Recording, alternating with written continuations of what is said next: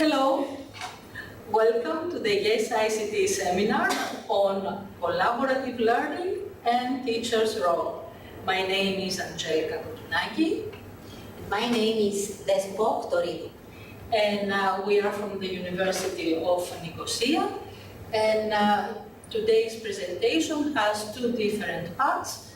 The first one has some conceptual thoughts and presentation on the topic, and the second one demonstrates an example in practice. Let us begin by defining what is collaborative learning. Collaborative learning can be defined as an instructional methodology where small student groups use a variety of learning activities to construct and maintain a shared conception of a problem.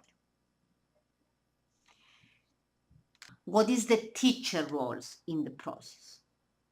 The teacher must create a structured and well-organized learning environment in class. The teacher will be the facilitator of learning.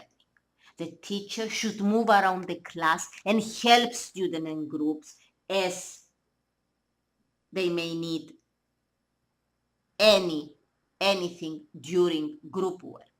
They must minimize the involvement with the group. Let them work alone. And if they need something, then they can call you, or you can interfere when you should feel that it's time for you to move in. The teacher must provide comprehensive questions to challenge students' thinking.